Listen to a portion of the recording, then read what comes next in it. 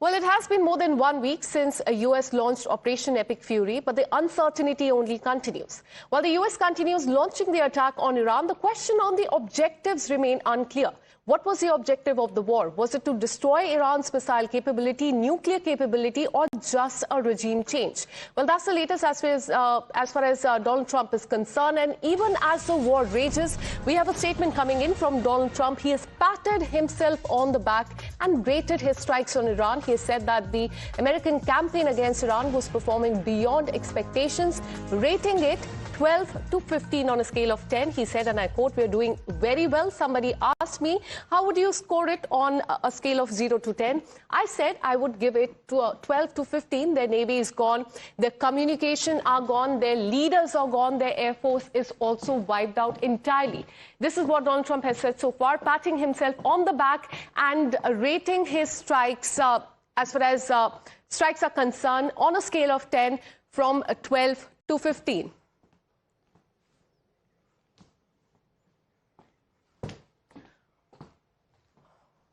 All right, so that's a reaction that is coming from Donald Trump. He has patted himself on the back. He has rated his strike 12 to 15 on a scale of 10. In fact, just a while back, he's also posted on social media, but that's a statement that is coming from him, even as the war rages in West Asia. On that, let me go across to my colleague and consulting editor, Srinjoy Chaudhary. Good morning, Srinjoy.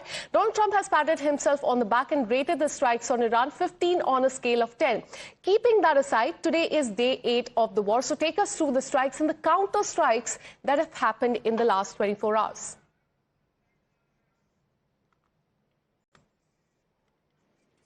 The Americans have made it very clear that they really have 3 major objectives and a final goal.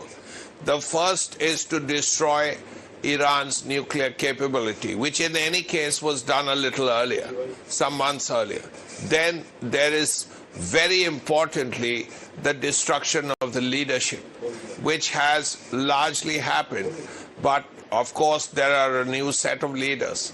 The third and very important too was the destruction of the missile capability, which means the missile launching sites, the missile production factories, all the other factories that are associated with the missiles, because it's the one thing that has hurt the Americans and their allies and friends, which is the Iranian missiles. Some of them have hit bases American bases in the Gulf.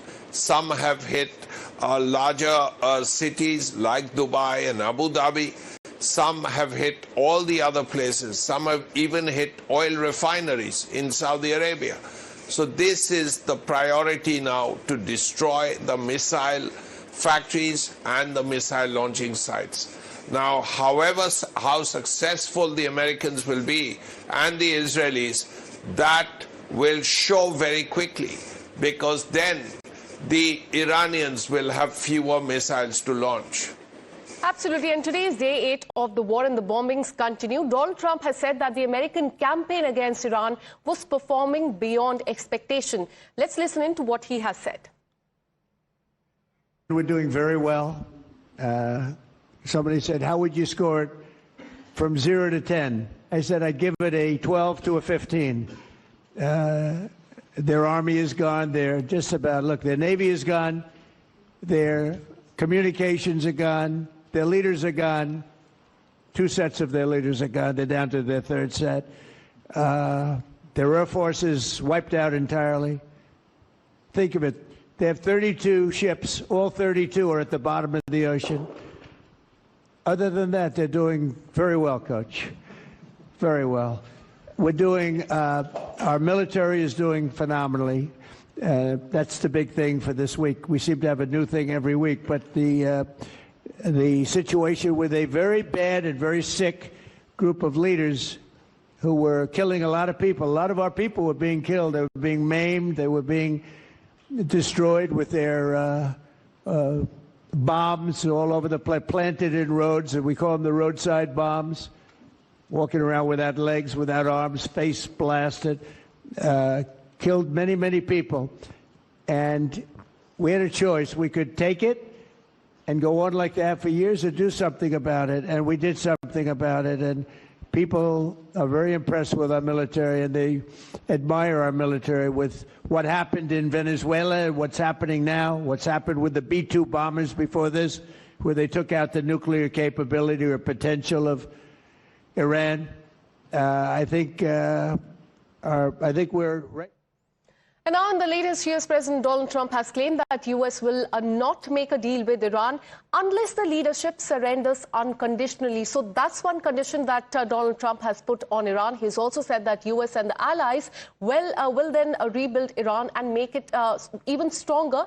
He also coined a new term, make Iran great again, just like make America great again. Donald Trump has said that he wants to even be involved in choosing Iran's next supreme leader. Listen in to what he said. And I'm once again calling on all members of the Iranian Revolutionary Guard, the military and the police, to lay down their arms. They're only going to be killed. And now is the time to stand up for the Iranian people and help take back your country. You're going to have a chance after all these years to take back your country. Accept immunity. We'll give you immunity. And we'll be giving you really the right side of history, because that's what it is. So you'll be perfectly safe with total immunity, or you'll face absolutely guaranteed death. We also urge Iranian diplomats around the world to request asylum and to help us shape a new and better Iran. The United States will ensure that whoever leads the country next, Iran will not threaten America or its neighbors, Israel, anybody.